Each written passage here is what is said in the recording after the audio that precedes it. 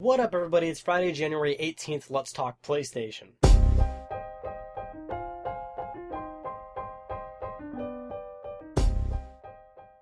A lot of news, so let's go! For the next 6 weeks, one PlayStation Mobile game will be going free to download for 1 week every 6 weeks, so 6 different free games you could be downloading within the next 6 weeks. Pretty cool, and considering as, it's PlayStation Mobile, it's going for that mobile aspect, iOS and Android have all these free games, so why not PlayStation Mobile? Totally cool, look out for them. The first game is Samurai Beatdown, and I reviewed it, and I gave it like a 9 or something. It's a really fun game, and now that it's free, you should totally go download it. And of course, the next 5 games that come out, be sure to check if I reviewed it, because I reviewed like more than half the PlayStation Mobile games available, so check it out. So this is really interesting. A NeoGaf member posted a picture of his PS Vita.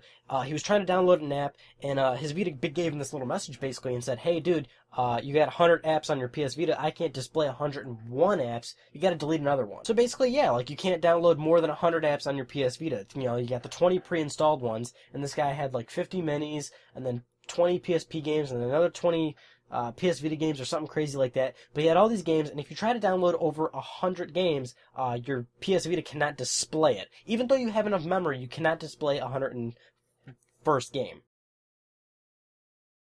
That's really kind of weird to me, especially if you have the space on your memory stick. Like, why can't you put a 101 on there? Kind of makes me question how the Vita operates and how it, runs the user interface and stuff like that, and its operating system in general.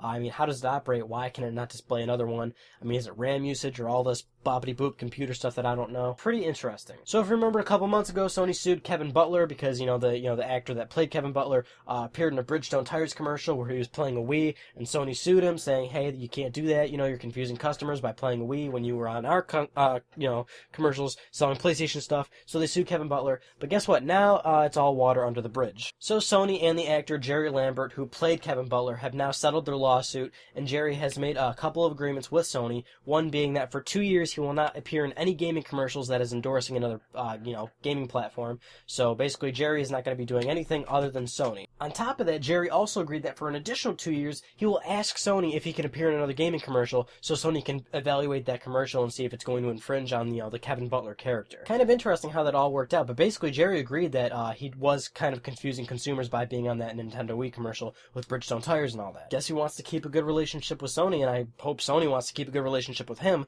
and use him again because he was a great marketing person for, being that image Kevin Butler to sell PlayStation products. Those are some of the best commercials on PlayStation, and they need to use him again. So Sony has a headquarters in New York City, and they're going to be selling that building for $1 billion to, reinvest their assets and stuff like that. This is part of Sony's move of laying off a bunch of employees and cutting back jobs and all this, and basically trying to reevaluate the company and try and go back to that profit margin. And one of their biggest steps is selling this building over here. This is actually a really good move on Sony's part because they bought the building for like $230-something million, and they're selling it for $1 billion. So they're making a huge profit on that. And even more, Kaz said that their fiscal forecast for what they're going to be doing this quarter is they're actually hoping to be in the profit margin finally. For the past 4 years, Sony has not made any profit whatsoever, and they're finally forecasting that they're actually going to be in the green, making profits. So that's really good for the company because now they can start to reinvest some of the profits into their most profitable divisions. And of course, one of their most profitable divisions is PlayStation. And the big cover story, PlayStation 4.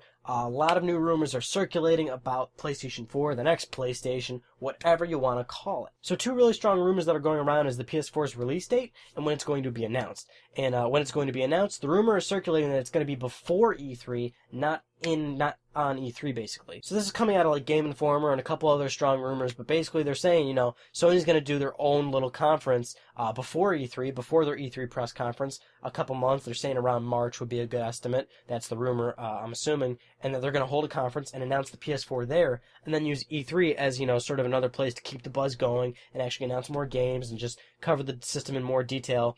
But that's basically what the rumor's pointing to, and they're even pointing to Microsoft doing the same thing, doing a conference before E3, then doing E3 to capitalize on it more. I think March is way too soon. That sounds a little bit too ludicrous to me. Obviously, I think like May would probably be good or something like that. But basically, no matter what, they're saying the rumor would be that they would announce it before E3. As for the rumors about the release, they're actually saying late 2013, before 2014. Now, there's actually a lot of strong evidence that's saying that the next PlayStation and the next Xbox will be hitting before 2014.